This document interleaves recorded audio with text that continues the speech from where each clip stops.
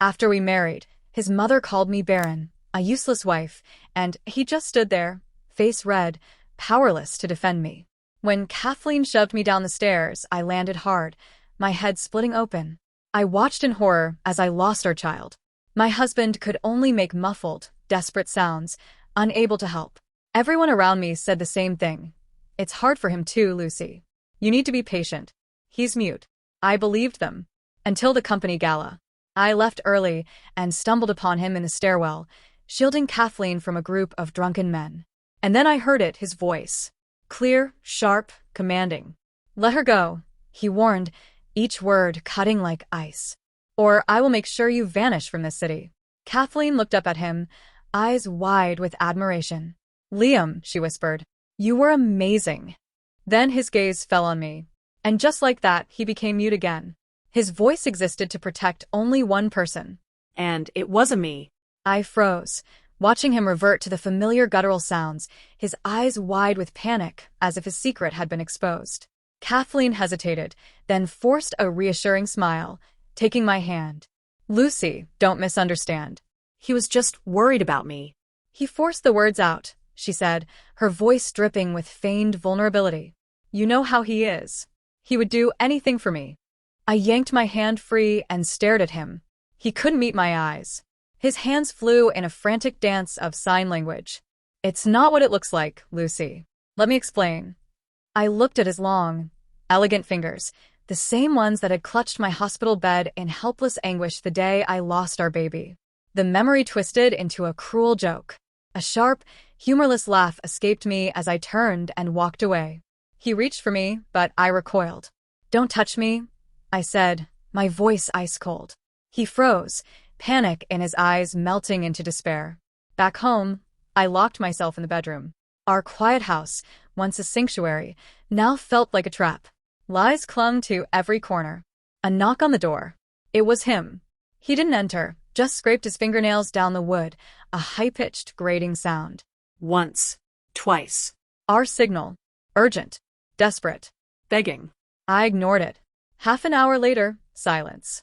I felt an unwelcome flicker of relief. Then my phone buzzed. Kathleen.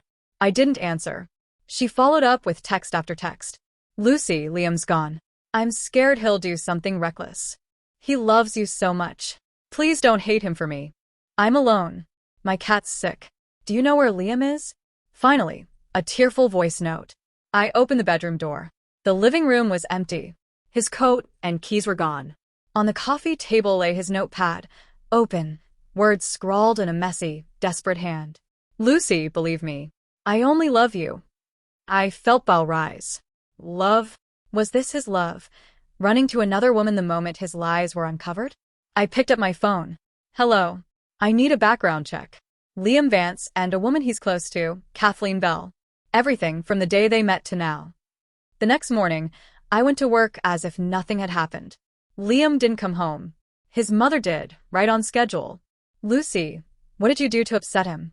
Life's hard enough for a mute man. Must you push him to the breaking point? She called me. Said you were unreasonable. Liam's at her place. Go get him. I hung up. That evening, he returned, exhausted.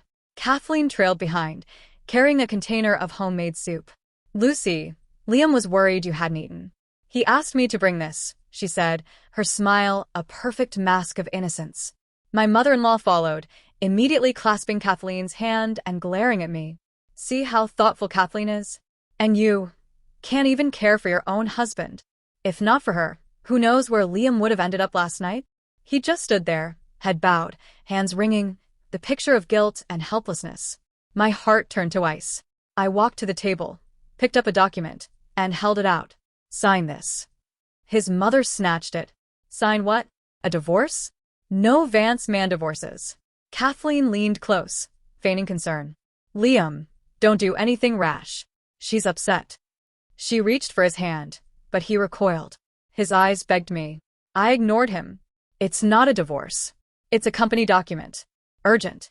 Skeptical, his mother stayed silent. Liam, eager to calm Kathleen, grabbed the pen and signed. Neat. Clean. Perfect. His eyes met mine.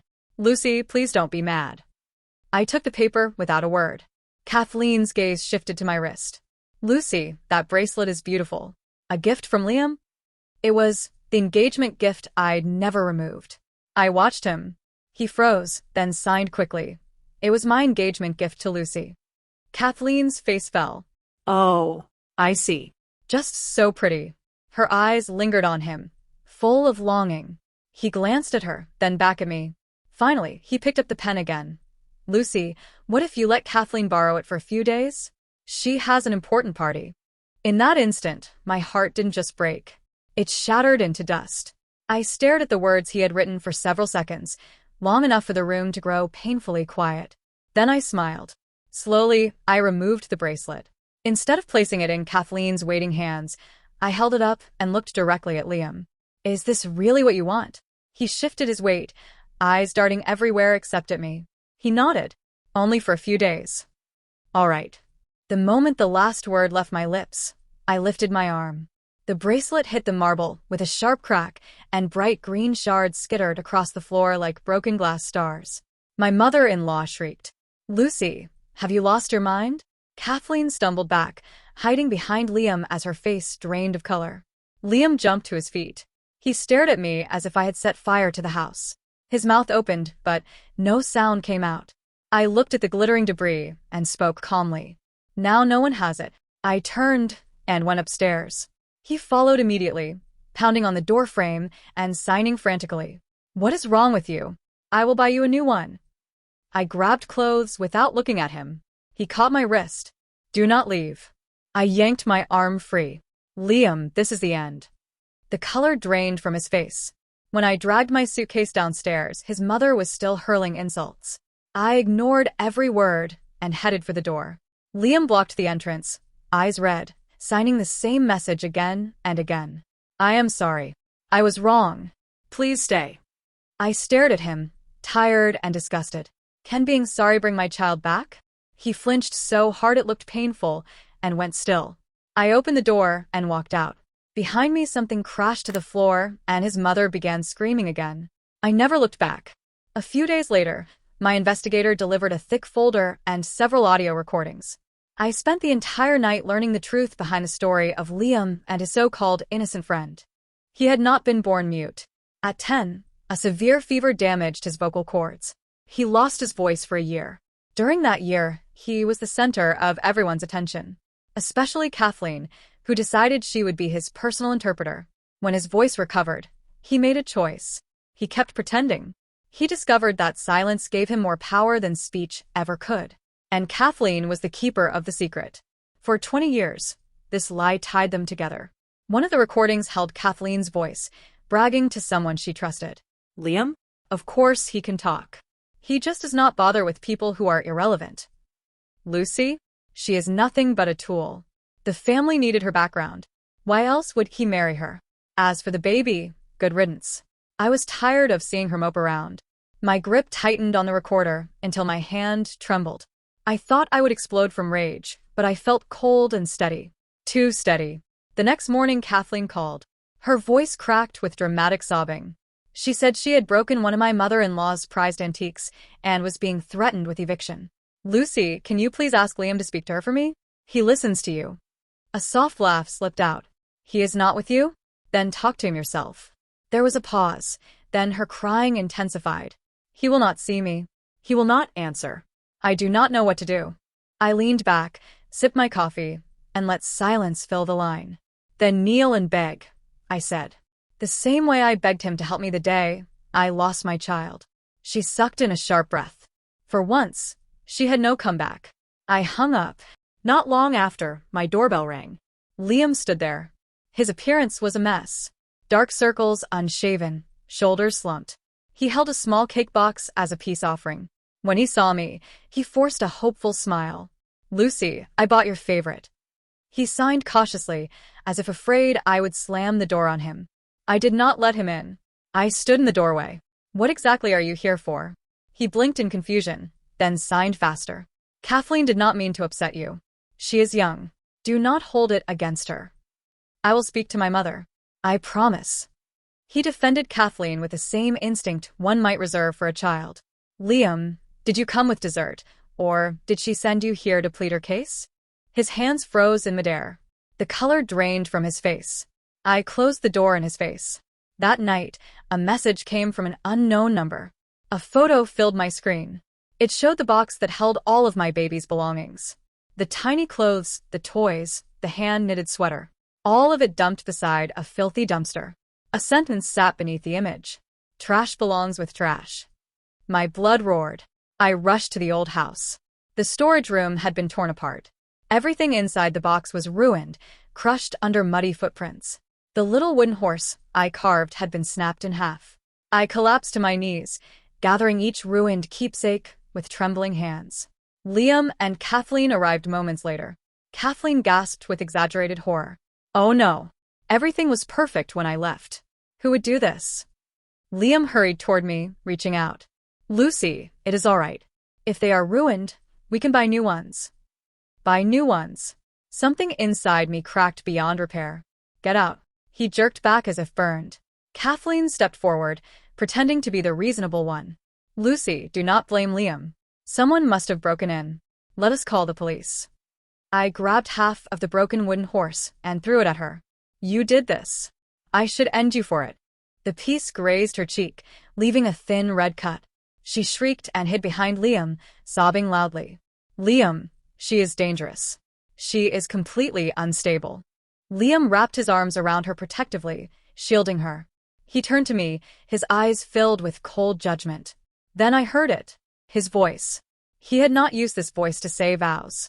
He had not used this voice to defend me. He had not used this voice when I was bleeding out. But now, for a shallow scratch on another woman's face, he spoke clearly and sharply.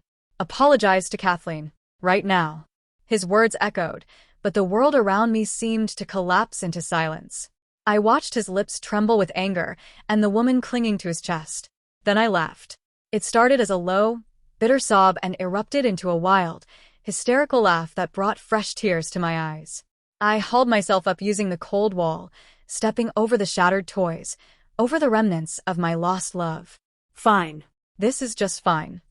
I faced them, my voice flat, dead. Liam Vance, you will regret this. I didn't call the police. No law could measure the kind of betrayal that ripped my soul apart. I wanted justice on my own terms.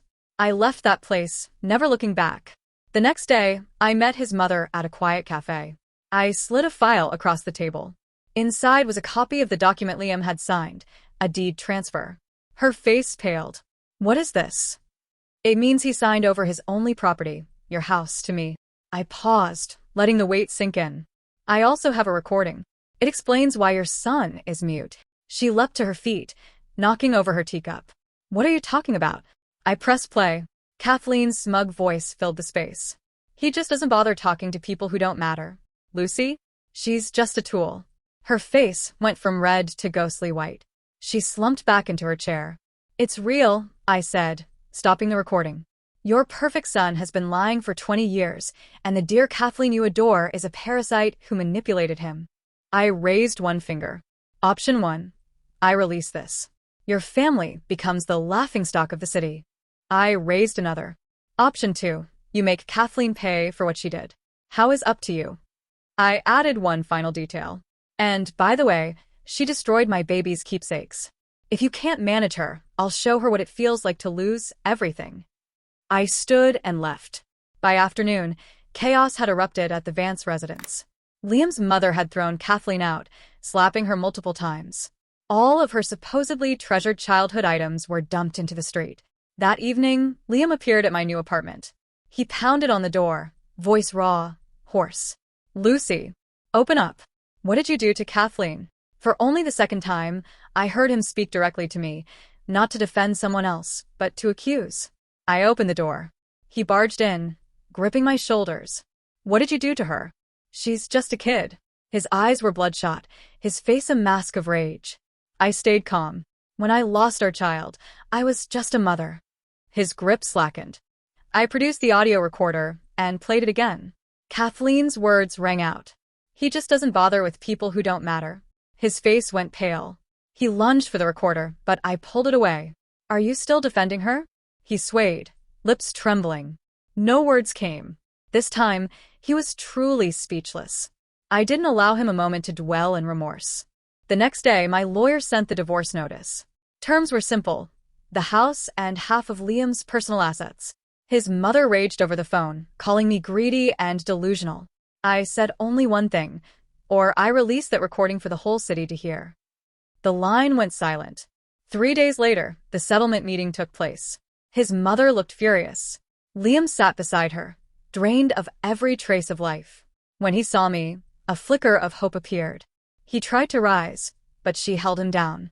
Kathleen sat across from us, perfectly composed, eyes glinting with defiance. As my lawyer read the terms, Liam ignored the papers, signing frantically with his hands. "Lucy, don't do this. Please, let's start over. I will send Kathleen away. Just us." I didn't respond. I let my gaze land on Kathleen and smiled faintly. "Miss Bell, since you know him so well, why don't you translate?" Her smile froze. His mother screamed, pointing. "This is all your fault. If not for you, none of this would have happened. You encouraged his lies." Kathleen stood slowly, her expression cold and mocking. "You're wrong, Mrs. Vance.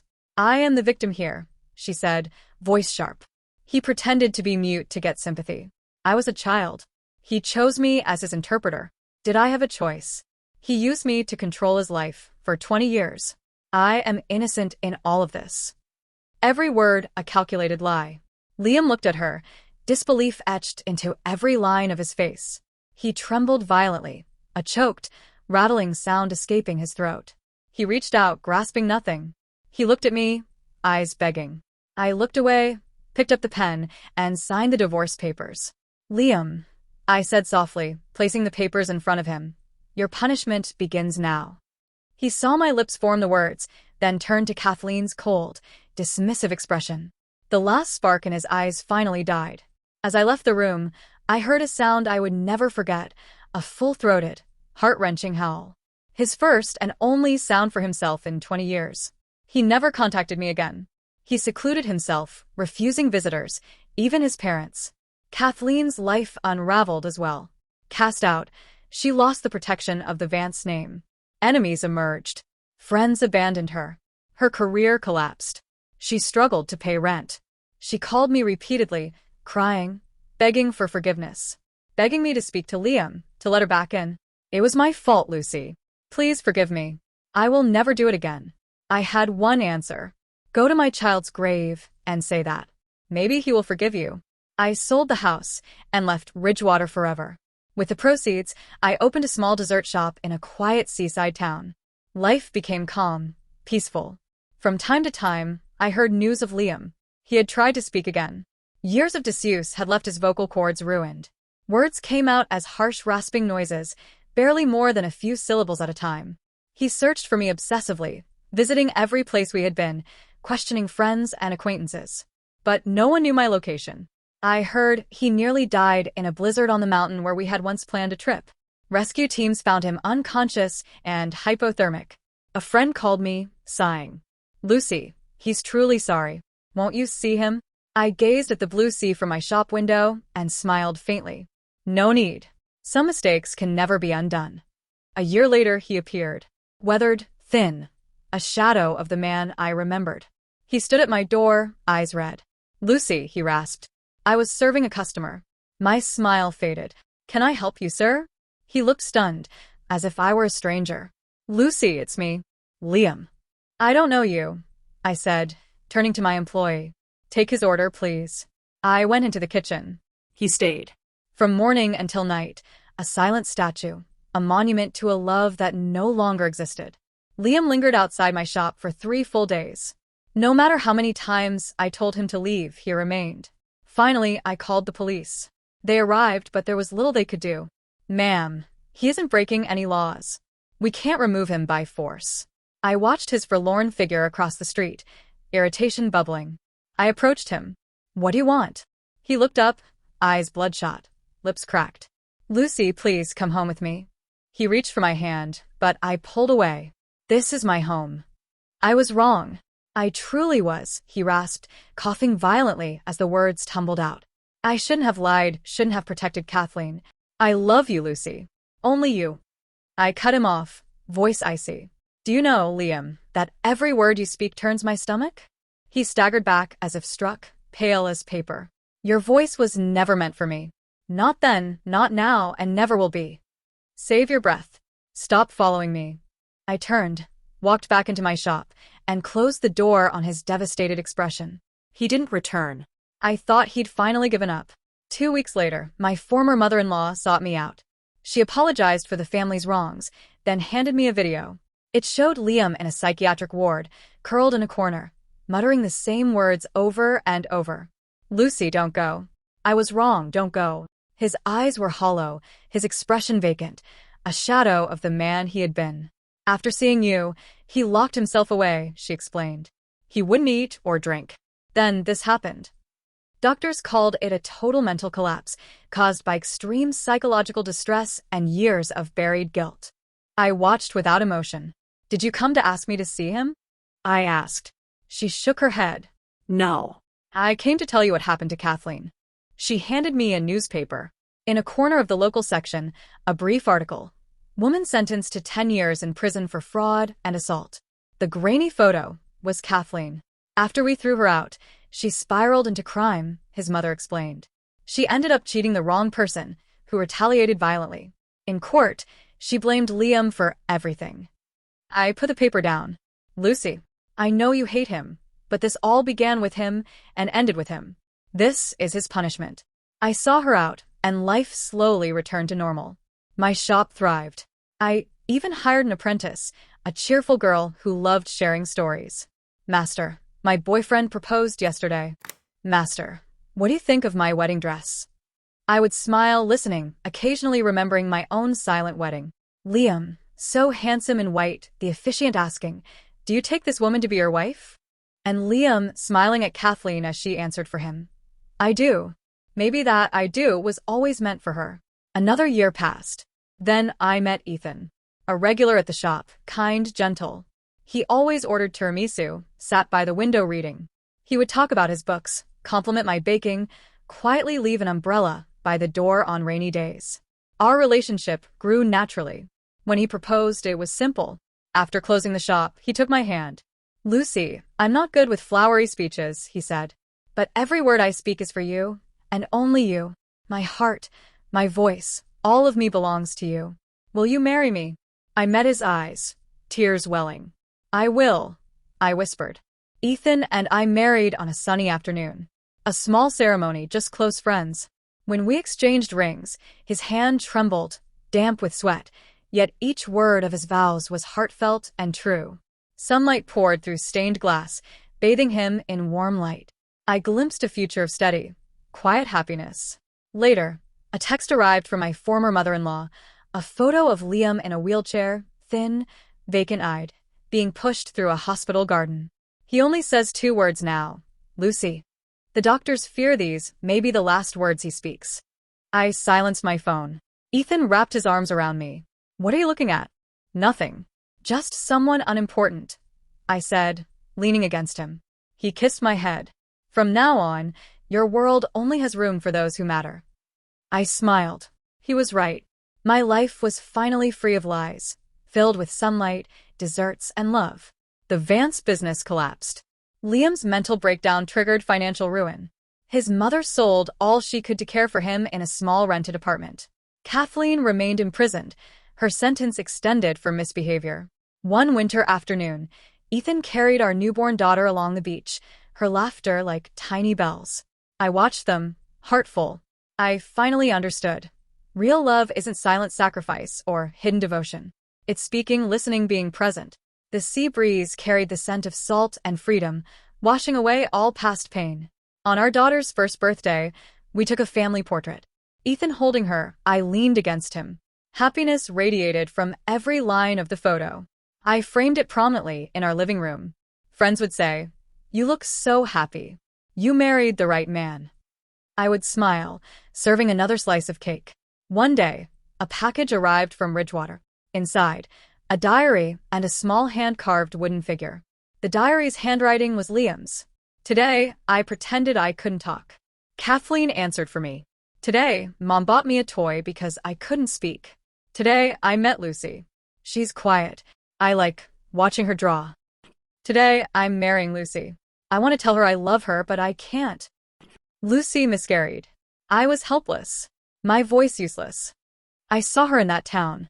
She doesn't know me anymore. Losing her hurts more than losing my voice. The final page held one line. If I could start over, I would have shouted that I love you the moment I first saw you. The wooden figure depicted a small girl in a wedding dress, rough carved, trembling hands evident. A letter from his mother explained. Liam had created these during lucid moments before he jumped from a hospital window in a rainstorm. He died instantly. I placed the diary and figure in a deep closet. Ethan came behind me, hugging me. What's wrong? I shook my head, kissed his mouth's corner. Nothing. Just thinking what a beautiful day it is. And it was. Sunlight chased away the shadows, revealing the path ahead and the man beside me.